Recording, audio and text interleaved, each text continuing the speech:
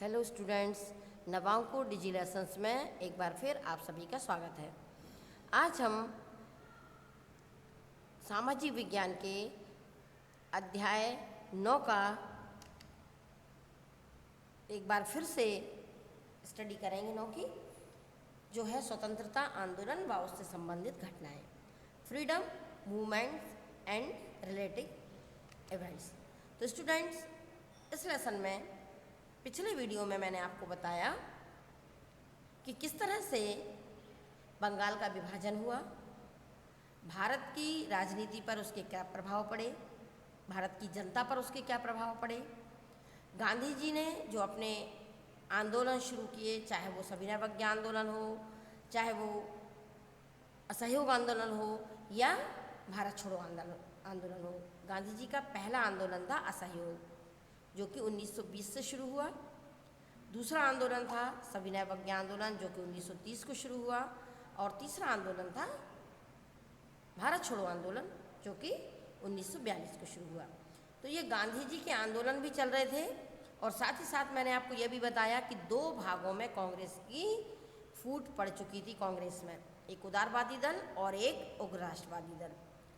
तो हम पिछले अध्याय में जो हमने पढ़ा था वो हम उदारवादी सोच के बारे में बात कर रहे थे। अब इस वीडियो में आएगा क्रांतिकारी राष्ट्रीयता यानी उग्र राष्ट्रवाद। ब्रिटिश सरकार की प्रतिक्रियावादी नीति के परिणाम स्वरूप 19वीं शताब्दी के अंतिम दशक में भारत में क्रांतिकारी राष्ट्रीयता का अभ्युदय हुआ।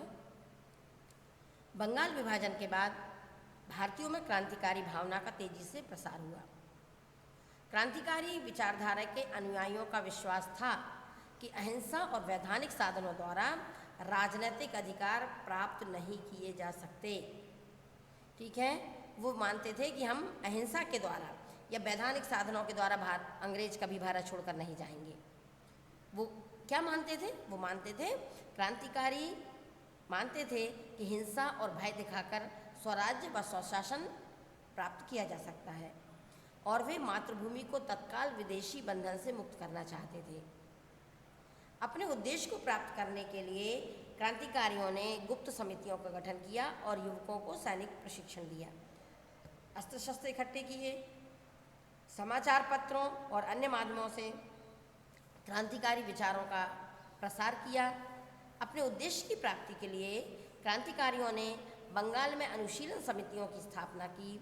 यह समितियां युवकों को भारतीय इतिहास और संस्कृति से अवगत कराती थीं तथा उनमें स्वतंत्रता की भावना जगाती थीं। समितियां युवकों में त्याग और बलिदान की भावना उत्पन्न कर उन्हें मातृभूमि को विदेशी बंधनों से मुक्ति प्राप्त करने के लिए तैयार करती थीं। इस कार्य के लिए क्रांतिकारियों ने पिस्तौल, बंदूक और गोला बारूद का रास्ता चुना। ये कैसा था? ये हिंसा और भय दिखाकर ये स्वराज्य जल्दी से जल्दी प्राप्त करना चाहते थे, और वो समझते थे कि अहिंसा या वैधानिक परिस्थितियों को ध्यान में रखकर कभी भी अंग्रेज भारत से जाने वाले नहीं हैं। ठीक है, अब इसी के चलते सुभाष चंद्र बोस ने आज़ाद हिंद फौज का गठन किया। सुभाष चंद्र बोस, जिसे सम्मान से सब नेताजी कहते थे, असहयोग आंदोलन के समय गांधी जी के संपर्क में आए। गांधी जी के राजनीतिक चिंतन से अधिक उन्हें देशबंधु चित्तरंजन दास का चिंतन उचित लगा। असहयोग आंदोलन स्थगित किए जाने से सुभाष बहुत निराश हुए, और जब चित्तरंजन दास स्वराज्य दल की स्थापना की गई उसमें वे सम्मिलित हुए। सुभाष चंद्र बोस राष्ट्रीय कांग्रेस के युवा वर्ग का प्रतिनिधित्व करते थे। ठीक है, तो आज़ाद हिंद फौज की स्थापना किसने की? सुभाष चंद्र बोस ने। और इसमें जवाहरलाल नेहरू के साथ पूर्ण स्वाधीनता के वो पक्षधर थे। वे 1937 और 38 में कांग्रेस के अध्यक्ष निर्वाचित हुए। 1939 में जब वे दूसरी बार अध्यक्ष बने तब गांधी जी और सुभाष चंद्र बोस में मतभेद हो गए, क्योंकि वो गांधी से ज़्यादा किसको मानते थे? चित्तरंजन दास को। और अंततः उन्होंने अध्यक्ष पद से त्यागपत्र दे दिया तथा 1939 में फॉरवर्ड ब्लॉक संगठन की स्थापना की। ये आपकी ऑब्जेक्टिव टाइप क्वेश्चन का आंसर है। फॉरवर्ड ब्लॉक की स्थापना किसने की? सुभाष चंद्र बोस ने। ये एक संगठन था और आज़ाद हिंद फौज की स्थापना भी किसने की? सुभाष चंद्र बोस ने। द्वितीय विश्व युद्ध का लाभ लेकर देश को आज़ाद कराने की दृष्टि से सन 1941 को सुभाष चंद्र बोस ब्रिटिश पुलिस को चकमा देकर देश से बाहर निकले और पेशावर मॉस्को बर्लिन होते हुए जापान पहुंचे और वहां पर उन्होंने आज़ाद हिंद फौज का गठन किया और उसके प्रधान बनने में सफल हुए। बोस स्वतंत्रता लीग से भी, भारतीय स्वतंत्रता लीग से भी जुड़े रहे और इस कार्य में उन्हें प्रसिद्ध क्रांतिकारी रास बिहारी बोस का सहयोग प्राप्त हुआ। ये भी ऑब्जेक्टिव टाइप क्वेश्चन है। आज़ाद हिंद फौज की स्थापना में सुभाष चंद्र बोस को किसका सहयोग प्राप्त हुआ? तो वहाँ पर आंसर क्या आएगा? रास बिहारी बोस का सहयोग प्राप्त हुआ। ठीक है। 1943 में सुभाष चंद्र बोस ने आज़ाद हिंद फौज के सेनापति की हैसियत से स्वतंत्र भारत की अस्थायी सरकार सिंगापुर में बनाई तथा देश को स्वतंत्रता हेतु अपने खून की आखिरी बूंद भी बहा देने की शपथ ली। सुभाष चंद्र बोस ने भारत बर्मा सीमा पर युद्ध प्रारंभ किया। 1944 में फौज ने अंग्रेजों पर आक्रमण किया और रामू, कोहिमा, पलेम और तिद्दिम आदि को अंग्रेजों से मुक्त कराया। ये भी आपका क्वेश्चन है, वेरी शॉर्ट क्वेश्चन, कि आज़ाद हिंद फौज ने किन स्थानों को अंग्रेजों से मुक्त कराया? तो आंसर है रामू, कोहिमा, पलेम और तिद्दिम आदि स्थानों को अंग्रेजों से मुक्त कराया। 1944 में फौज ने इम्फाल को घेर लिया परंतु वर्षा के अधिक और रसद की कमी के कारण उन्हें लौटना पड़ा।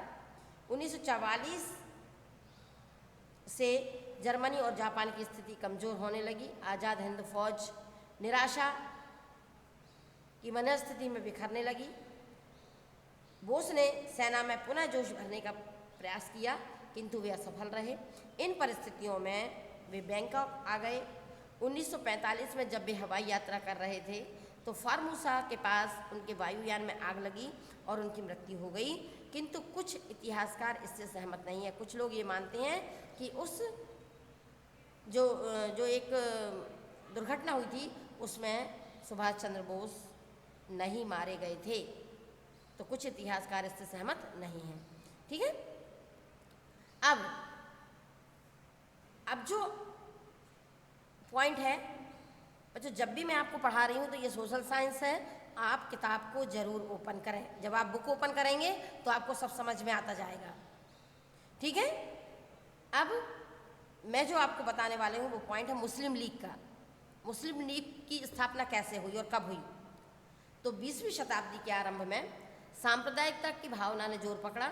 मुसलमानों का एक वर्ग कांग्रेस को मुस्लिम विरोधी मानने लगा था और अंग्रेज शासक भी कांग्रेस के आंदोलनों को विद्रोह के रूप में देखते थे। इसलिए वे कांग्रेस की एक प्रतिद्वंदी संस्था की स्थापना करना चाहते थे। वे चाहते थे कि कांग्रेस के सामने एक ऐसी कंपटीशन करने वाली कोई संस्था आ जाए जिससे कि अंग्रेजों को ज़्यादा कोई काम ना करना पड़े। ब्रिटिश सरकार के संकेतों को देखते हुए मुसलमानों का एक शिष्टमंडल 1906 में आगा खां के नेतृत्व में भारत के वायसराय लॉर्ड मिंटो से मिला। 1906 में भारत के वायसराय कौन थे? लॉर्ड। जो 1906 में भारत के वायसराय लॉर्ड मिंटो से मिला और आगा खां का उसका नेतृत्व कर रहे थे और एक स्मृति पत्र तथा कुछ मांगें रखीं। मांगों में मुसलमानों के लिए अलग निर्वाचन क्षेत्र, विधानमंडलों में मुसलमानों को अधिक स्थान, सरकारी नौकरियां और विश्वविद्यालय की स्थापना में रियायतें और गवर्नर जनरल की परिषद में मुसलमान प्रतिनिधियों की नियुक्ति का आग्रह था। उसने कुछ मांगें मांगी। किससे? लॉर्ड मिंटो से। कब? 1906 में। नेतृत्व कौन कर रहा था? आगा खां। और मांगें क्या थी? अलग निर्वाचन क्षेत्र, विधानमंडलों में मुसलमानों को अधिक स्थान, सरकारी नौकरियां और विश्वविद्यालय की स्थापना में रियायतें यानी छूट, और गवर्नर जनरल की परिषद में मुसलमान प्रतिनिधि की नियुक्ति का आग्रह था। अंततः लॉर्ड मिंटो भारत में मुस्लिम सांप्रदायिकता का जनक बना। यानी भारत में जो सांप्रदायिकता फैली हिंदू मुसलमान के बीच में, उसका जनक किसे कहा जाता है? लॉर्ड मिंटो को। अंग्रेजों के प्रश्रय से कट्टरवादी मुसलमानों ने 30 दिसंबर 1906 को अखिल भारतीय मुस्लिम लीग की स्थापना की। उन्होंने 1907 के लखनऊ अधिवेशन में लीग के संविधान को लागू किया। अब जब लीग अलग हो गई कांग्रेस से, तो फिर उसने अपने उद्देश्य रखे कि किन उद्देश्यों को लेके वो अलग हुई है। तो मुस्लिम लीग के उद्देश्य क्या थे? भारतीय मुसलमानों में ब्रिटिश राज के प्रति भक्ति भावना उत्पन्न करना। एक तरफ भारतीय जल्दी से जल्दी चाह रहे हैं कि भारत आज़ाद हो जाए, दूसरी तरफ मुस्लिम लीग ने क्या उद्देश्य बताया? भारतीय मुसलमानों में ब्रिटिश राज के प्रति भक्ति भावना उत्पन्न करना। दूसरा, ब्रिटिश शासन के समक्ष मुसलमानों के राजनीतिक अधिकारों और हितों की रक्षा के लिए मांग करना। ये उद्देश्य क्यों रखा? क्योंकि आप ऊपर देख चुके हैं कि आगा खान ने नेतृत्व किया मुस्लिम लीग का, और इसके बाद लॉर्ड मिंटो से कुछ मांगी और उसने उन मांगों को स्वीकार कर लिया। अतः वो कह रहे हैं कि यदि कोई भी राजनीतिक अधिकार मांगना है तो किससे मांगे जाएं? ब्रिटिश सरकार से। और लीग के उद्देश्यों को हानि पहुंचाए बिना मुसलमानों एवं अन्य जातियों में यथासंभव मेलजोल रखना, यानी हमें किसी तरह से कोई लड़ाई झगड़े नहीं करना है। लीग के जो उद्देश्य हैं उनको किसी तरह की कोई हानि ना पहुंचे और हम यथासंभव मेलजोल बनाए रखें, और मुस्लिम लीग की हम स्थापना कर रहे हैं। मुस्लिम लीग के उद्देश्यों से यह स्पष्ट हो जाता है कि वह एक सांप्रदायिक संस्था थी, अतः राष्ट्रवादी मुसलमानों ने लीग की स्थापना का विरोध किया और वे कांग्रेस में ही बने रहे। सभी मुसलमान लीग में शामिल नहीं हुए। जो सांप्रदायिक मुसलमान थे वो लीग में शामिल हुए, और जो राष्ट्रवादी मुसलमान थे वो कांग्रेस में ही बने रहे। ठीक है। अब लीग के द्वारा भारत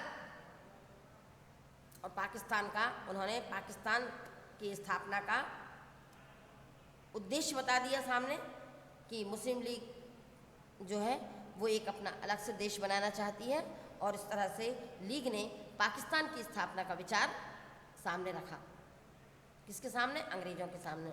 और अंग्रेज़ों ने उनकी सारी बातें मान ली और अंततः कांग्रेस को भारत विभाजन पर अपनी स्वीकृति प्रदान करनी पड़ी। भारत का विभाजन। द्वितीय विश्व युद्ध के समय कांग्रेस ब्रिटिश शासन के साथ सहयोग को तत्पर थी, किंतु कांग्रेस चाहती थी कि ब्रिटिश प्रधानमंत्री चर्चिल स्वराज्य देने संबंधी अटलांटिक चार्टर की घोषणा को भारत पर भी लागू करें। चर्चिल ऐसी किसी घोषणा को तैयार नहीं थे, अतः दोनों पक्षों के मध्य गतिरोध उत्पन्न हुआ। यानी एक चार्टर बनाया था अटलांटिक की, कौन कौन किस तरह से हम भारत को आज़ादी मिले और जल्दी जल्दी भारत को आज़ाद करने की घोषणा करें चर्चिल, लेकिन उन्होंने कोई घोषणा नहीं की। युद्ध के मोर्चों पर अंग्रेज़ों की स्थिति अच्छी नहीं थी। दक्षिण पूर्वी एशिया में जापान की स्थिति दृढ़ हो रही थी। ऐसी स्थिति में चर्चिल युद्ध कार्य में भारतीयों का सहयोग चाहता था। इन स्थितियों में चर्चिल ने सर स्टेफर्ड क्रिप्स को भारत भेजने की घोषणा की और क्रिप्स प्रस्ताव भेजा। द्वितीय विश्व युद्ध में भारतीयों का सहयोग प्राप्त करने की इच्छा, युद्ध के मोर्चों पर मित्र राष्ट्रों की स्थिति खराब होना तथा विश्व जनमत के दबाव के कारण ब्रिटिश सरकार ने क्रिप्स को भारत भेजा।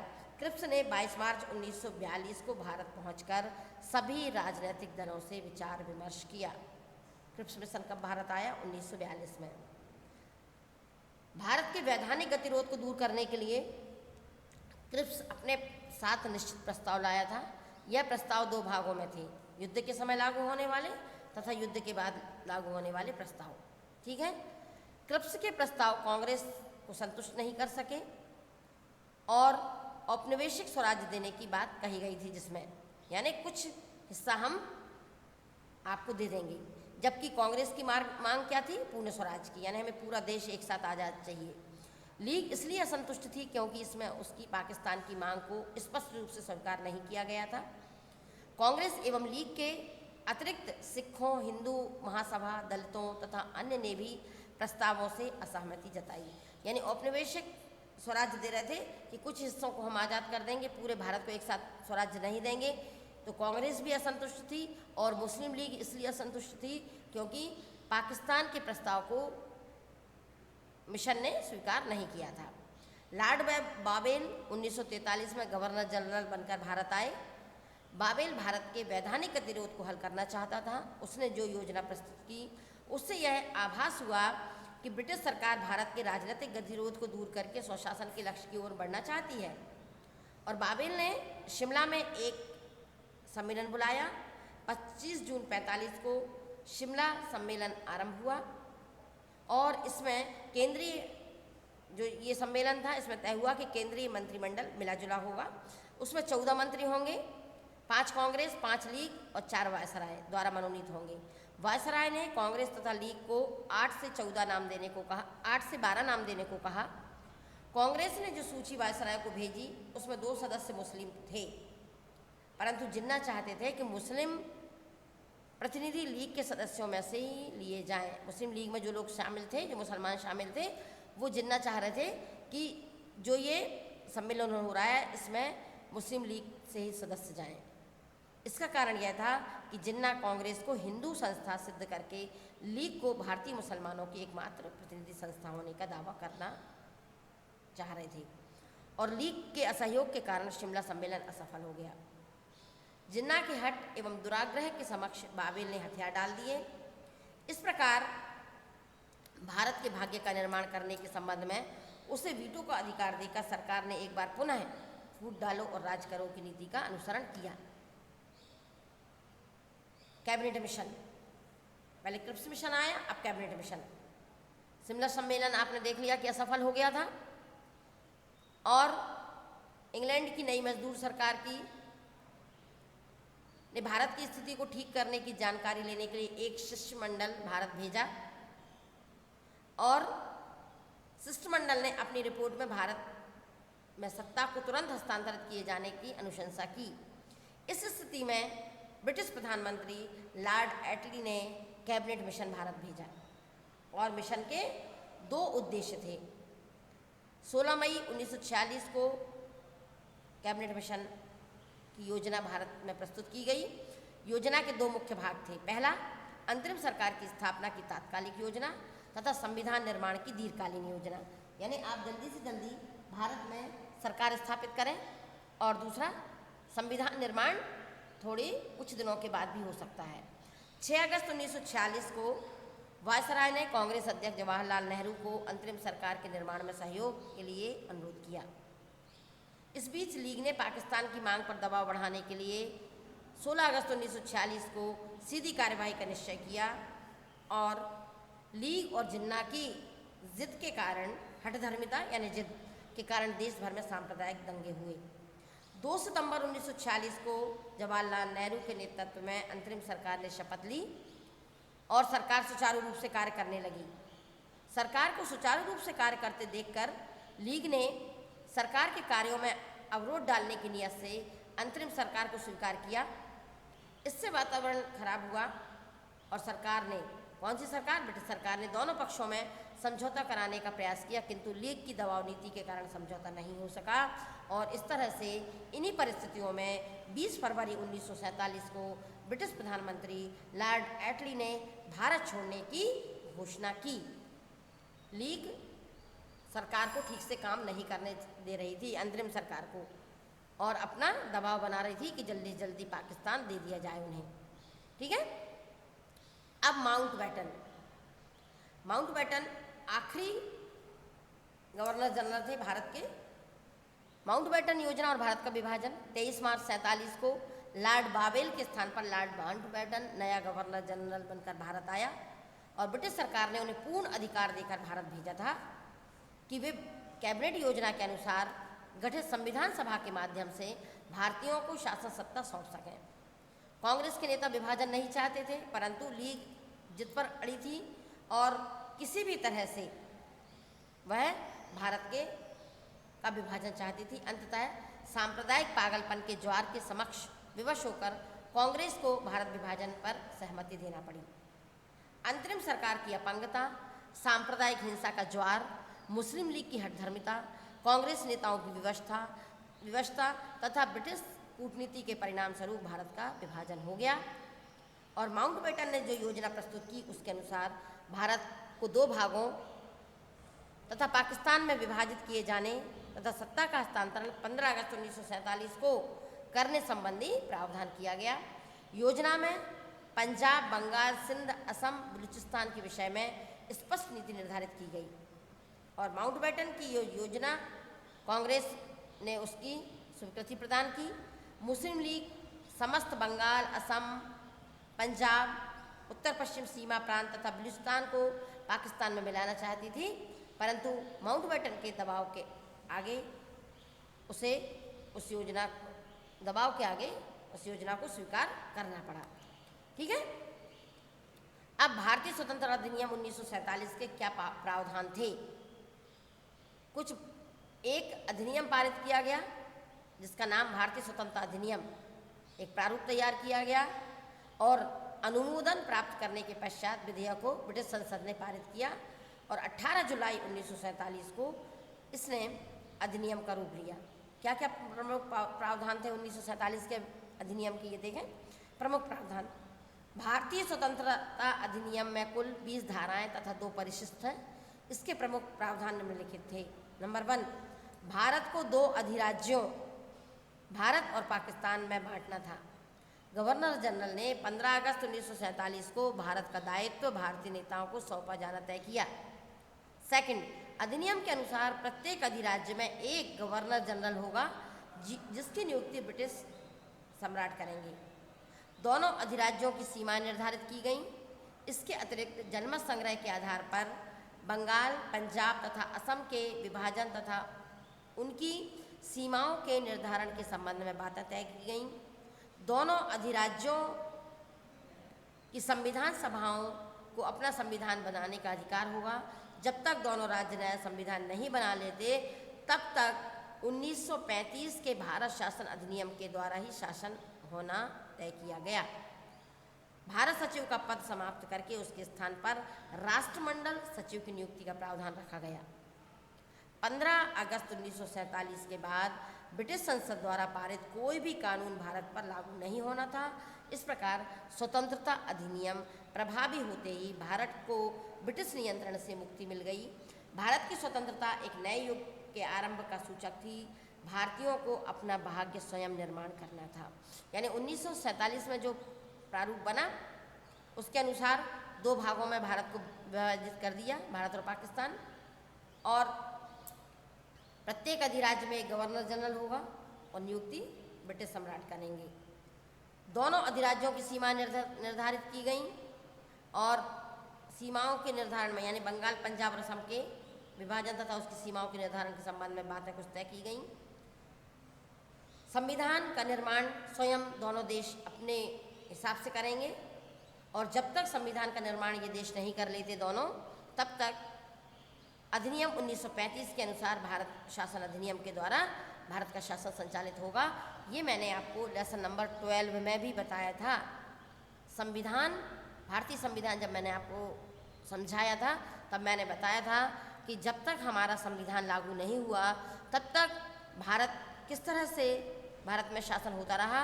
तो 1935 के भारत शासन अधिनियम के द्वारा भारत का शासन संचालित होता रहा। और जो आखिरी पॉइंट था वो है भारत सचिव का पद समाप्त करके उसके स्थान पर राष्ट्रमंडल सचिव की नियुक्ति का प्रावधान रखा गया। इस तरह से 15 अगस्त 1947 को भारत को आज़ादी मिल गई, लेकिन वो आज़ादी पूर्ण आज़ादी नहीं थी, बल्कि भारत को विभाजन का दंश भी झेलना पड़ा था। यदि हम एक साथ पूरे भारत को आज़ाद कर पाते तो ज़्यादा अच्छा रहता, लेकिन जब भारत आज़ाद हुआ तो उसके 2 टुकड़े हो चुके थे। तो ये लेसन नंबर 9 था। इसके बाद हम अध्याय 10 का वीडियो बहुत जल्दी आपको मैं बनाकर डालूँगी। तब तक घर पर रहिए, सुरक्षित रहिए। धन्यवाद। मिलते हैं अगले वीडियो में।